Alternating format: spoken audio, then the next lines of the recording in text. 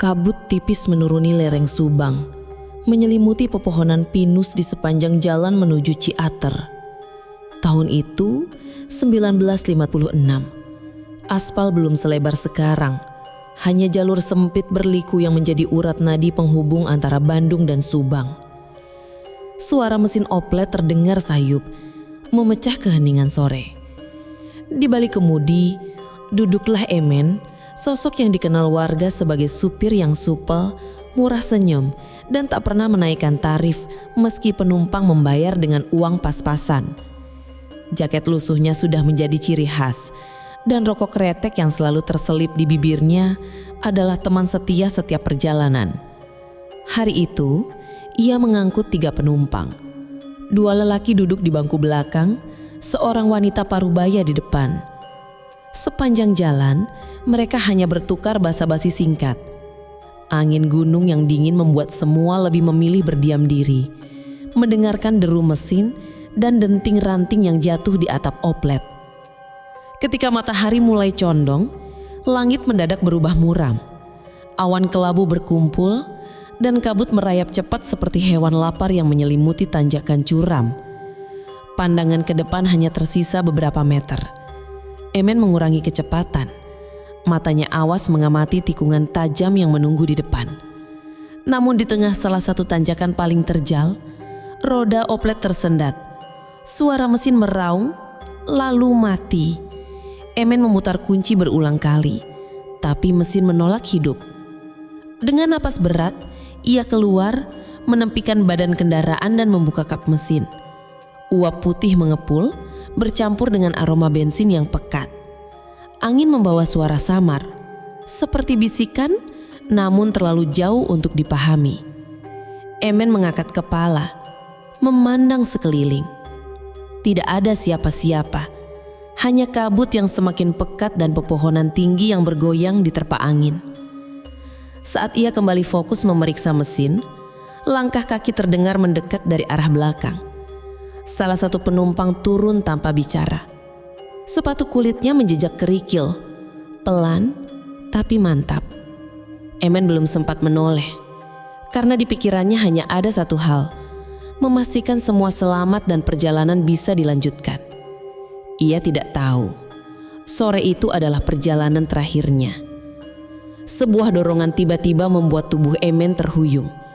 Sepatu botnya kehilangan pijakan di atas kerikil licin. Waktu seolah melambat. Dia meraih sisi kap mesin, namun genggamannya terlepas. Suara napas berat terdengar di telinganya. Terlalu dekat, bercampur bau tembakau yang menusuk hidung. "Mbak!" Suaranya tertahan di tenggorokan, namun tak ada jawaban. Dalam sepersekian detik, tubuhnya melayang ke arah jurang yang tertutup kabut pekat. Suara ranting patah dan gesekan dedaunan mengiringi jatuhnya tubuh itu, sebelum dentuman keras memecah keheningan gunung. Oplet di tanjakan tetap terdiam. Penumpang lain tak bersuara. 2 lelaki di bangku belakang hanya menatap kosong ke arah mesin yang kini tak lagi diperiksa siapapun. Keesokan paginya, warga menemukan tubuh Emen di dasar jurang. Anehnya, tak ada luka bakar, namun pakaian bagian dada dan lengan menghitam, seolah terkena asap tebal. Lebih anehnya lagi, udara di sekitar jasadnya dipenuhi aroma rokok yang menusuk, padahal tidak ada puntung rokok sama sekali. Mulai hari itu, tanjakan itu berubah menjadi bisikan menakutkan di kalangan supir. Beberapa mengaku melihat sosok pria berjaket supir berdiri di pinggir jalan saat kabut turun, mengacungkan tangan meminta tumpangan. Namun, ketika kendaraan berhenti, sosok itu lenyap seperti kabut yang tersibak angin. Bahkan ada cerita, jika seseorang berani membunyikan klakson 3 kali di tanjakan tersebut, sosok Emen akan muncul. Kadang sekedar berdiri menatap, kadang ikut duduk di bangku belakang sampai tikungan terakhir. Dan di suatu malam, seorang jurnalis muda bernama Bima mendengar kisah ini, dan ia tidak percaya satupun kata dari cerita itu. Bagi Bima, semua itu hanyalah mitos yang dibumbui rasa takut warga. Sebagai jurnalis muda yang baru pindah dari Bandung, ia merasa harus membuktikan bahwa tanjakan Emen hanyalah jalan biasa yang kebetulan rawan kecelakaan. Namun keyakinannya mulai goyah saat mewawancarai sopir bus paruh baya yang baru saja lolos dari kecelakaan remblong di tanjakan itu. Pria itu awalnya bercerita lancar, tetapi ketika Bima menanyakan soal hantu sopir berjaket lusuh, wajahnya seketika memucat. Tangan yang memegang gelas teh bergetar dan suaranya menurun nyaris menjadi bisikan. "Jangan sebut nama itu di sini, apalagi malam hari," ucapnya sebelum berenjak pergi meninggalkan Bima sendirian di warung.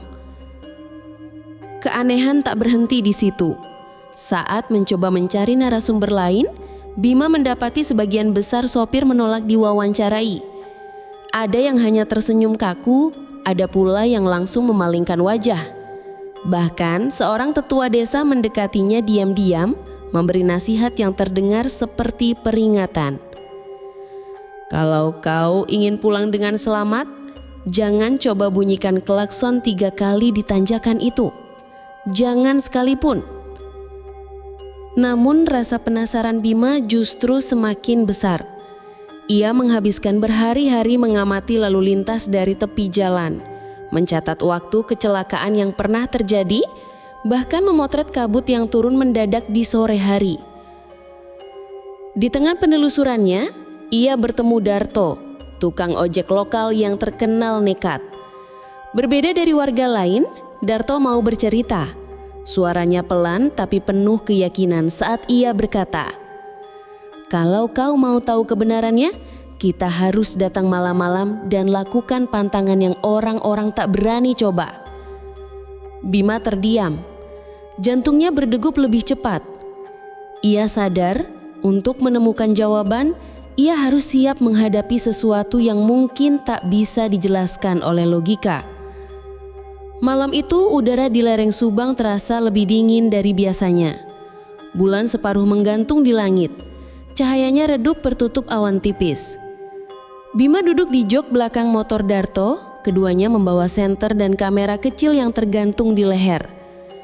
Jalan menuju tanjakan sunyi, hanya sesekali terdengar suara jangkrik dari semak-semak. Saat memasuki tikungan pertama tanjakan Emen, kabut mulai merayap, menelan cahaya lampu motor sedikit demi sedikit. Bima menyalakan kamera. Lensa menangkap siluet pohon-pohon tinggi yang tampak seperti penjaga tak terlihat. Mereka berhenti di titik yang Darto sebut jalur paling angker, sebuah belokan sempit dengan jurang menganga di satu sisi. Darto mematikan mesin motor, lalu memandang Bima. "Sekali kita lakukan ini, tidak ada jalan mundur." Bima mengangguk.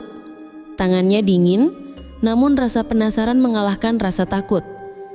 Darto menekan klakson 3 kali.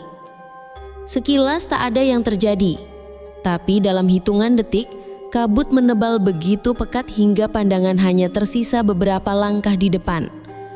Suara langkah kaki terdengar dari arah belakang, berat, teratur, mendekat. Bima membalikan kamera ke sumber suara. Dari balik kabut muncul sosok pria berjaket lusuh. Kepalanya sedikit tertunduk, rokok kretek menyala di bibirnya. Asapnya melayang bercampur dengan kabut, membentuk pola aneh seperti tangan yang meraih. Darto panik mencoba menyalakan motor, tapi mesin hanya menderu tanpa hidup. Sosok itu terus berjalan, langkahnya berat namun pasti, seperti tahu mereka tak bisa pergi. Bima mencoba berbicara, namun suara tercekat di tenggorokan. Sosok itu kini hanya berjarak beberapa meter. Matanya kosong, namun tatapannya menusuk seolah melihat langsung ke dalam pikiran. Angin tiba-tiba bertiup kencang, membuat kamera Bima bergetar hebat. Dalam kekacauan itu, ia sadar semua perencanaan mereka untuk sekedar merekam bukti telah gagal. Satu-satunya pilihan yang tersisa adalah melakukan sesuatu yang bahkan ia sendiri tidak yakin akan berhasil. Bima mengingat samar-samar pesan seorang tetua desa. bahwa roh Emen akan tenang jika diberi rokok sambil dipanggil namanya dengan hormat. Tangannya gemetar ketika merogoh tas, mencari bungkus kertek yang ia bawa hanya untuk berjaga-jaga. Sosok berjaket lusuh itu sudah begitu dekat. Aroma tembakau bercampur kabut membuat nafas terasa berat. Cahaya rokok di bibirnya berpendar merah di kegelapan, seolah menjadi satu-satunya titik hidup di wajah yang pucat tak wajar itu. Dengan nafas terputus-putus, Bima menyalakan sebatang rokok dan mengangkatnya ke depan. "Maafkan kami, ini untukmu, Pak Emen." Langkah itu terhenti, kepalanya perlahan terangkat, menatap Bima dengan mata yang kali ini tak lagi kosong, melainkan basah seperti menahan sesuatu yang tak terucap. Angin yang tadi menderu tiba-tiba mereda, dan kabut di sekitar mereka bergulung menjauh, seakan menarik jarak. Rokok di tangan Bima diambil perlahan. Sosok itu menyalakannya, mengisap dalam-dalam lalu menghembuskan asap yang melayang tinggi, membentuk siluet oplet tua. Sesaat kemudian, tubuhnya memudar, hanya menyisakan aroma rokok yang menggantung di udara. Mesin motor Darto langsung menyala tanpa sentuhan. Mereka saling berpandangan. Masih terengah-engah, Darto menancap gas, meninggalkan tanjakan itu secepat mungkin. Namun di telinga Bima, samar-samar terdengar suara berat berbisik. "Terima kasih, Nak." Kata-kata itu terus bergema di kepala Bima saat motor Darto menuruni lereng.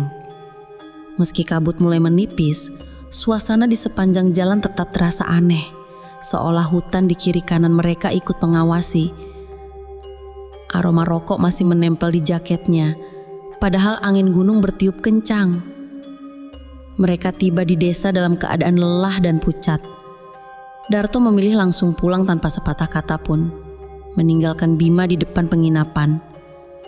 Di kamar, Bima memutar ulang rekaman yang ia ambil malam tadi.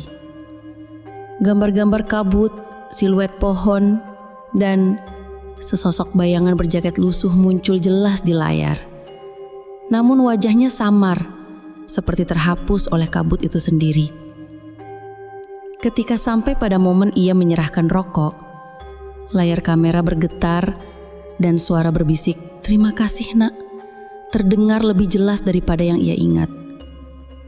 Bima merinding, mematikan kamera, lalu menutup laptopnya rapat-rapat. Keesokan harinya, ia kembali ke rumah tetua desa. Lelaki tua itu hanya tersenyum tipis ketika mendengar cerita Bima, lalu berkata, "Bukan semua hal harus kau ungkapkan ke dunia. Ada kisah yang lebih baik dibiarkan menjadi bisikan." Bima mengangguk. Ia memutuskan tidak mempublikasikan rekaman itu, hanya menulis artikel yang memadukan sejarah tanjakan Emen dan cerita rakyatnya, tanpa mengundang kemarahan arwah yang masih menjaga tanjakan itu. Namun sejak malam itu, setiap kali melewati jalan itu, Bima selalu mengurangi kecepatan dan membunyikan klakson 3 kali. Bukan lagi untuk menantang, tetapi untuk memberi salam kepada seseorang yang pernah ia temui di tengah kabut.